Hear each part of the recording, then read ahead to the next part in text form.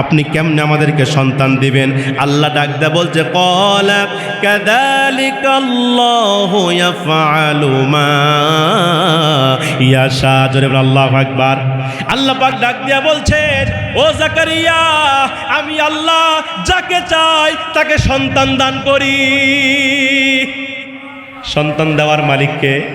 যখন আপনার সন্তান হয় না, আমার দেশে এমনও দম্পতি আছে বিয়ে করছে 10 বছর বিয়ের বয়স, বিয়ে করেছেন 15 বছর হয়ে যায়, বিয়ে করেছে 20 বছর হয়ে যায়, কিন্তু তাদের সন্তান হয় না। এমন দম্পতি আছে না নাই? কিন্তু আমার ভাইরা দুঃখ লাগে, আফসোস লাগে, সন্তান যখন হয় না, আমার দেশে এমনও মানুষ আছে ও মাজারে গিয়া পীরের কাছে সন্তান চায়। এমন লোক আছে না নাই? আচ্ছা বলেন তো, ওই পীরকে সন্তান দিতে পারে? সন্তান দেওয়ার মালিককে? কথা বলেন। আমার ভাইরা, আল্লাহ পাক জাকারিয়াকে সন্তান দিবেন। এবার জাকারিয়া আলাইহিস সালাতু ওয়াস সালাম ডাক দেয়া বলছে, আল্লাহ এটা কিভাবে সম্ভব হবে? আমি তো বুড়া হয়ে গেছি, আমি তো বৃদ্ধ হয়ে গেছি, আমার স্ত্রী বন্দা, কেমনে সন্তান হবে? আবার মুসলমান ভাইয়েরা, এবার আল্লাহ পাক বলছে, জাকারিয়া আমি যা চাই তাই করি, আমি তোমার সন্তান দিব। এবার হযরতে জাকারিয়া আলাইহিস সালাম তিনি আল্লাহকে লক্ষ্য করে বলছেন, রব্বি জাআলনি আয়াতান। আল্লাহকে ডাক দেয়া বলছে, আল্লাহ আমার যে সন্তান হবে এর নিদর্শনটা কি? আমি যে সন্তান পাবো এর আলামতটা কি, নিশানটা কি হবে? আল্লাহ পাক মুহূর্তের মধ্যে হযরতে জাকারিয়া আলাইহিস সালাতু ওয়াস সালামকে ডাক দেয়া বলছে, জাকারিয়া সেই আলামতের নিদর্শন হলো, আমি তোমাকে বলে দিলাম, তুমি 3 দিন 3 রাত কারোর সঙ্গে কথা বলবা না। 3 দিন 3 রাত কারোর সঙ্গে তুমি কথা বলবা না, ইশারা ইঙ্গিতে কথা বলবে, আর আল্লাহকে ডাকবে, আর আল্লাহর প্রশংসা করবে। তুমি এইভাবে 3 দিন করতে থাকবে, দেখবে আমি আল্লাহ তোমার সন্তান দেব। সুবহানাল্লাহ। আমার মুসলমান ভাইরা, জাকারিয়া নবী তাই করলেন। তিনি 3 দিন 3 রাত তিনি কারোর সঙ্গে কথা বললেন না, ইশারায় কথা বলে। হযরতে জাকারিয়া আলাইহিস সালাম 3 দিন পর দেখতে পেল তার স্ত্রী গর্ভবতী হয়েছে। আল্লাহু আকবার বলে। এই ক্ষমতা কার? জোরে বলেন কার?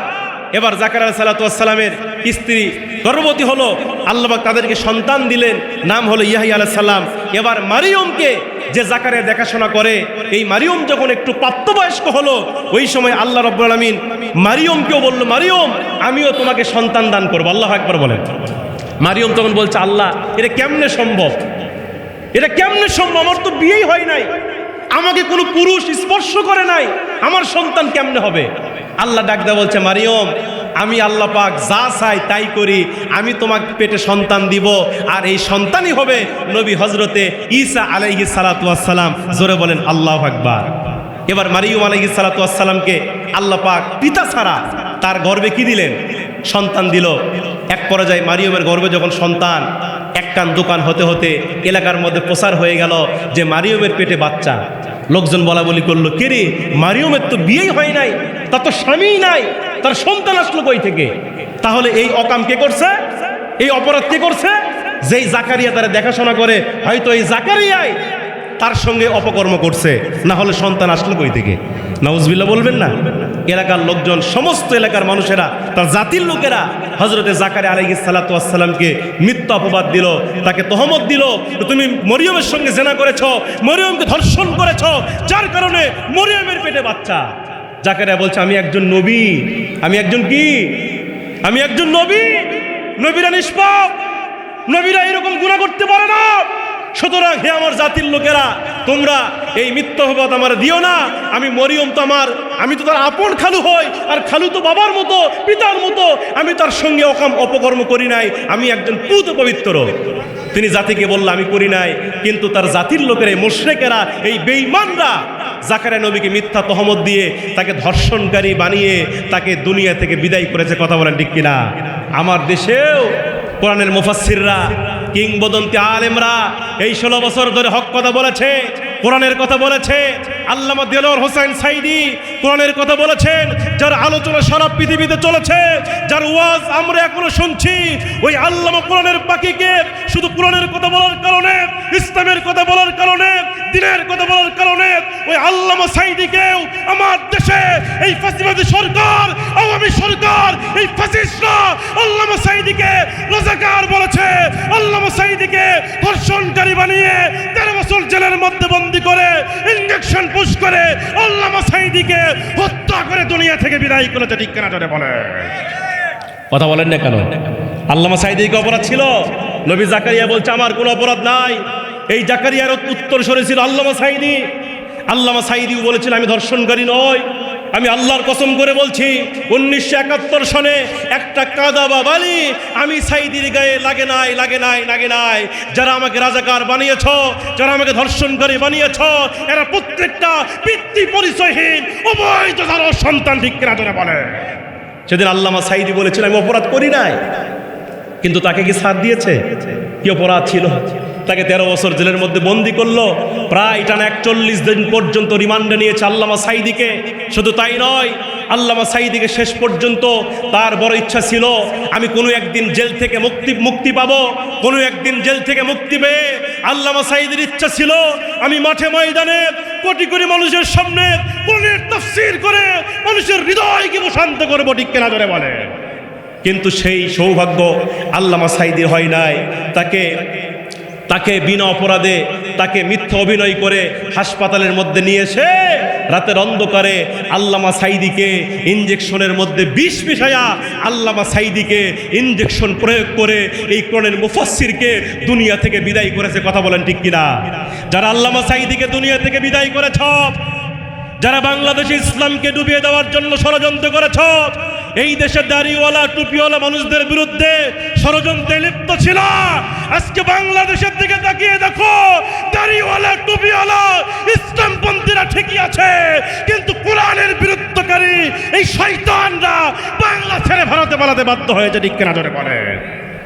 সুতরাং ইতিহাস এটাই বলে যুগে যুগে নবীরা ইমানের পরীক্ষা দিয়েছেন। যদি আপনার মধ্যে ইমান থাকে আপনাকে ইমানের পরীক্ষা দিতে হবে। কথা কোন ঠিক কিনা? সাহাবীরা পরীক্ষা দিয়েছেন, এই জাকারিয়া আলাইহিস সালাতু ওয়াস সালাম পরীক্ষা দিয়েছেন। শেষ পর্যন্ত বলে আমি করি নাই। জাকারিয়া বলছে আমি অন্যায় করি নাই, আমি ধর্ষণ করি নাই। কিন্তু তার জাতির লোকেরা ট্রাইব্যুনাল গঠন করে এই জাকারিয়া নবীকে হত্যা করার জন্য ষড়যন্ত্র করলো। জাকারিয়া নবীকে শেষ পর্যন্ত মারার জন্য যখন ধাওয়া করেছে, তাফসীরের মধ্যে এসেছে হযরতে জাকারিয়া আলাইহিস সালাতু ওয়াস সালাম তিনি এক দৌড় মারলেন। দৌড়াইতে দৌড়াইতে জাকারিয়া আলাইহিস সালাম একটা জঙ্গলের মধ্যে ঢুকে গেলেন। জঙ্গলের মধ্যে ঢুকে যাওয়ার পরে তাফসীরের মধ্যে এসেছে হযরত জাকারিয়া আলাইহিস সালাম তিনি একটা মিস্টেক করেছিলেন, একটা ভুল করেছিলেন। সেটি হলো তিনি আল্লাহর কাছে ওই সময় সাহায্য না আছে, তিনি গাছের কাছে সাহায্য চাইছিলেন। কার কাছে সাহায্য চাইছিল? গাছকে বলছে গাছ তুমি আমাকে সাহায্য করো। তিনি ওইটা ভুলে গেছেন, তার স্মৃতিস্পট থেকে মুছে গেছে।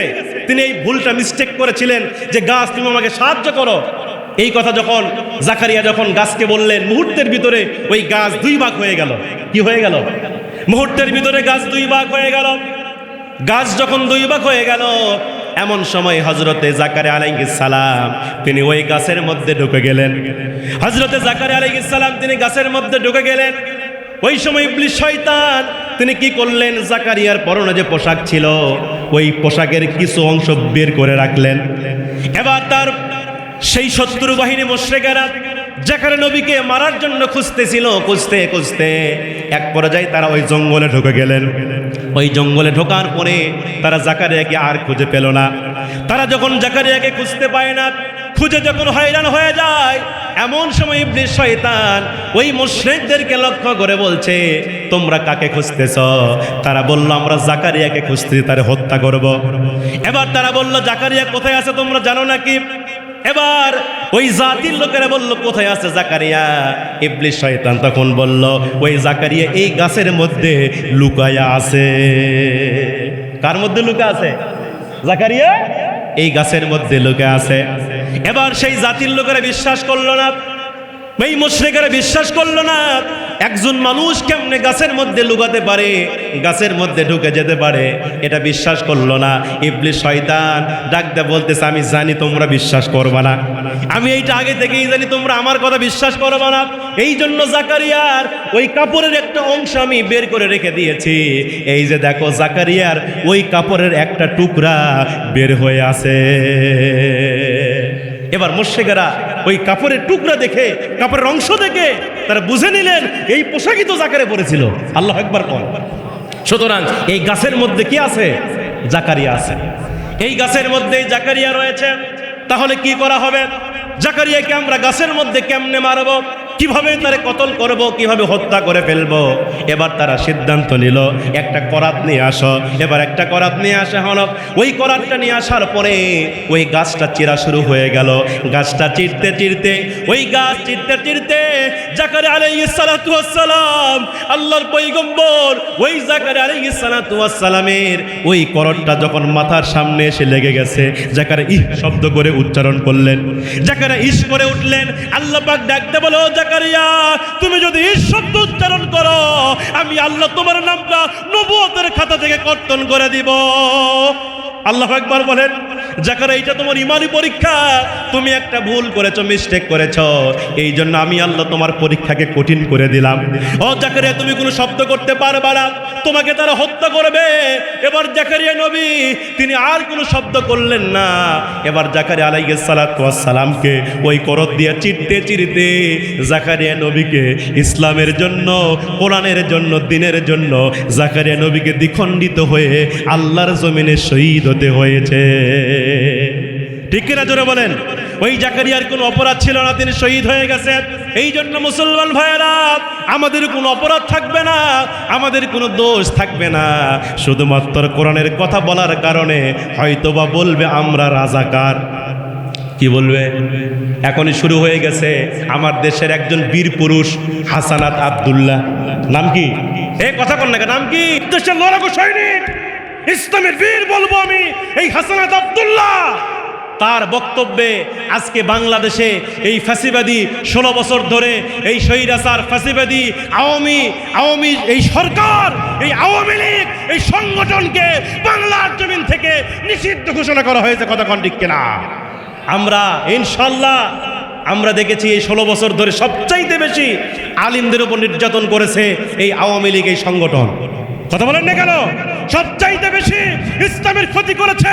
কোরআনের মাহফিল অনুমতি দেয় নাই, কোরআনের মুফাসসির বড় বড় আলিমদের মাহফিলে 144 ধারা জারি করে তাফসীর মাহফিল বন্ধ করেছে। কথা বলেন ঠিক কিনা? শুধু তাই নয়, আলিমরা হক কথা বললে আলিমদের হাতের মধ্যে হ্যান্ডকাপ লাগিয়ে, কোমরে বেড়ি লাগিয়ে আলিমদেরকে থানায় নিয়ে গিয়ে, জেল হাজতে নিয়ে গিয়া রিমান্ডের মান নিয়ে আলিমদেরকে পিটাতে। কথা বলেন ঠিক কিনা? আজকে আলিমরা ঠিকই বাংলার জমিনে আছে, এই বেয়াদবরা, এই শয়তানরা কি বাংলার জমিনে কি আছে? সরে কোন আছে? এই যে গতকালকে নিউজ আপনারা দেখেছেন, যেই লোকটা নাকি বিদ্যুতের ফেরিওয়ালা বাড়ি বাড়ি গিয়ে বলতো কারেন্ট লাগবে, কারেন্ট। ওর মধ্যে এতই কারেন্ট আছে, কথা কন না কেন? কথা বলেন না কেন? ও কারেন্ট বিক্রি করত। সেই মমতাজ সংসদে দাঁড়িয়ে ফেটা যায়, জোড়া দেওয়ার বুদ্ধি নাই। ওই মমতাজ খাইছে কট। কথা কন না কেন? ধরা খাইছে না? জোরে কোন ধরা খাইছে না? যারা ক্লাস 5 পাস করেনি, কি করে নাই? ক্লাস 5 পাস করে নাই, এরা বলে বিদেশ গিয়া পিএইচডি ডিগ্রি নিয়ে আসে। ওই বুঝে পিএইচডি কাকে কয়? কথা বল না কেন? তার মানে আমার দেশে এই ক্ষমতার অপব্যবহার করে, শুধু ক্ষমতার অপব্যবহার করে এই জাতির উপর জুলুম করা হয়েছে। কথা বলেন ঠিক কিনা? এই জন্য আমরা দ্ব্যর্থহীন কণ্ঠে বলতে চাই, আমার বাংলাদেশ থেকে স্বৈরাচার বিদায় নিয়েছে, আমার বাংলাদেশ থেকে স্বৈরাচার পালিয়ে গেছে, স্বৈরাচার জেল হাজতে বন্দী আছে। আমরা আজকের মাহফিল থেকে বলতে চাই, যদি বাংলার জমিনে আর কোন স্বৈরাচার, আর কোন ফ্যাসিবাদ যদি নতুন করে জন্ম নেয়, আমরা বাংলাদেশের মুসলমানেরা এই বাংলার জমিনে তাদের কবর রচনা করব, ফাঁসিবাদীর জায়গা বাংলার জমিন হবে না। ঠিক কিনা জোরে বলে? নারে তাকবীর, নারে তাকবীর। চলবে নারে তাকবীর। আর আমার হাতে সময় আছে 7 মিনিট, কথা বলবো ইনশাল্লাহ। আলোচনা কি করব? যেহেতু সময় কম দাদা, আজকের মাহফিলে যেহেতু আমরা সারা দেশেই কথা বলি, প্রায় সব মাহফিলে প্রধান বক্তা হিসেবে আলোচনা করে থাকা হয়।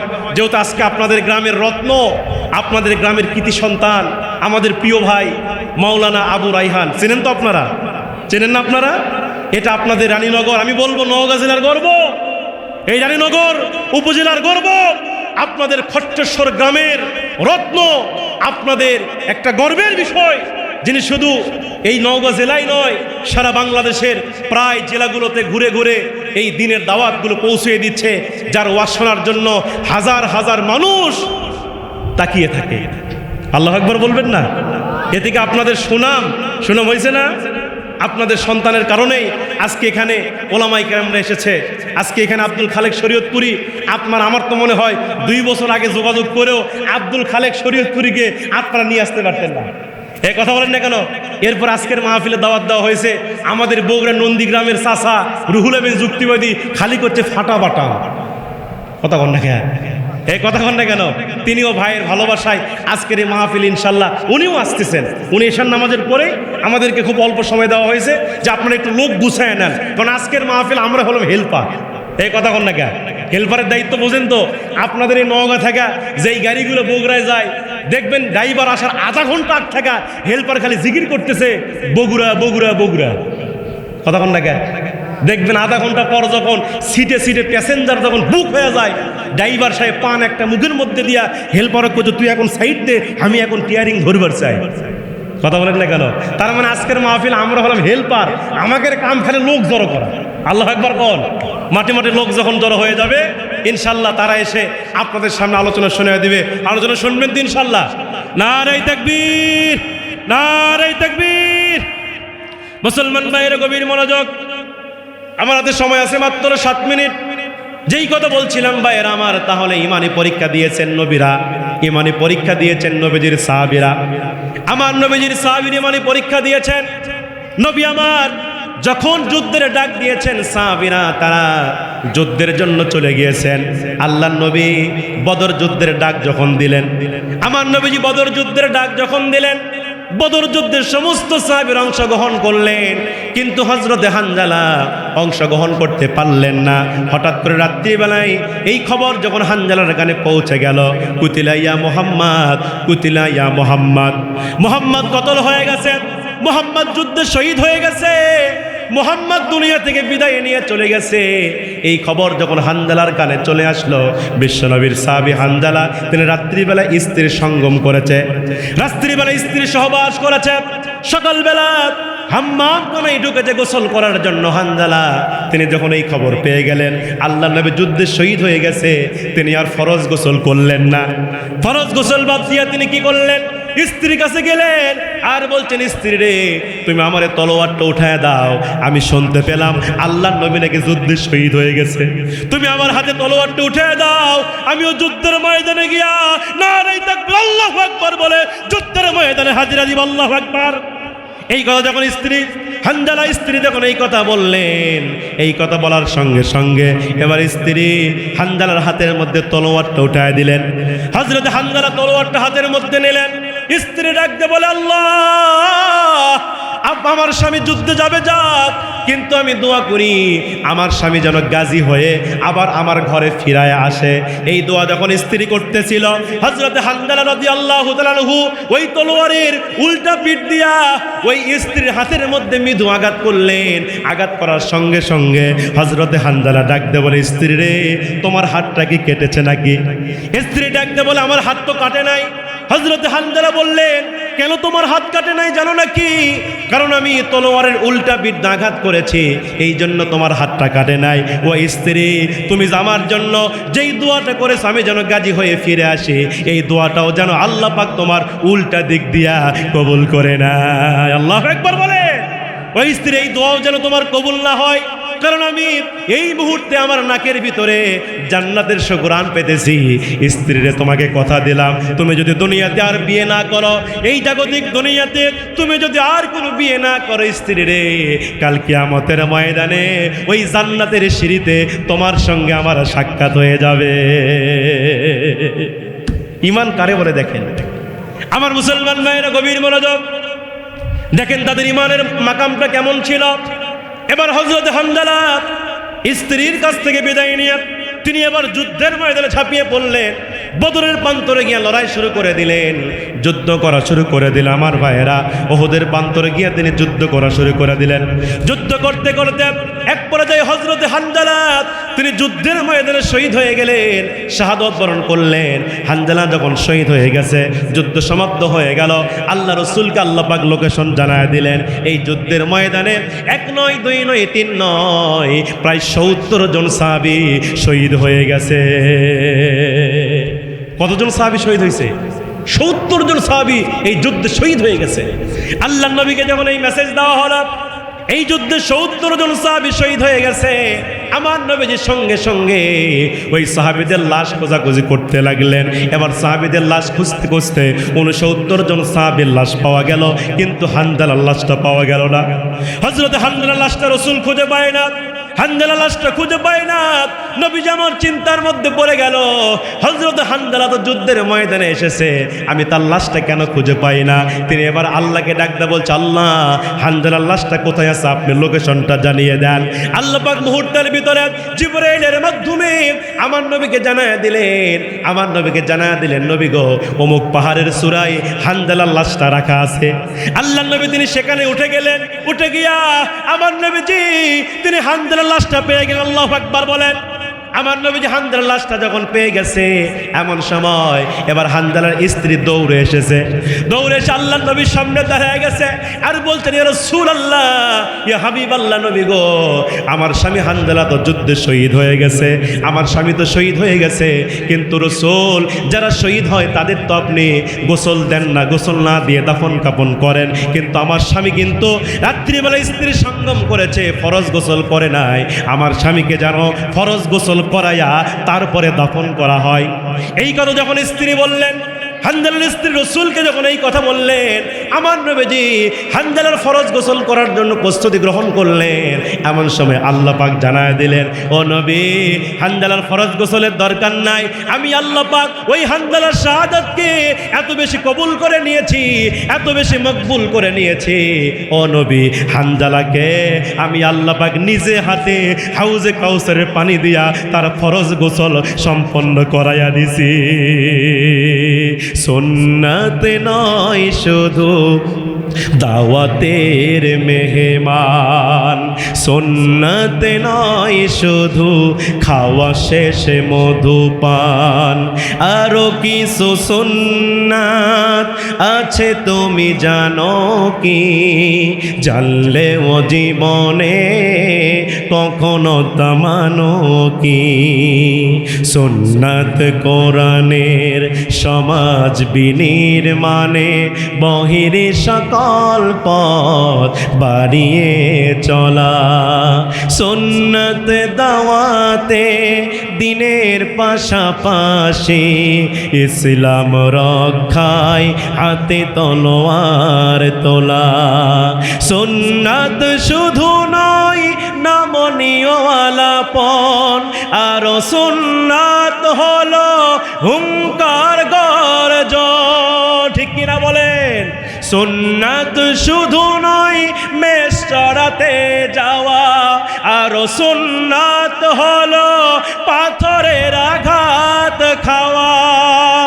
মোহাব্বতে তার সুদিনের সাথী তুমি, মোহাব্বতে তার সুদিনের সাথী তুমি, দরদিনেও তার পাশে থাকো কি?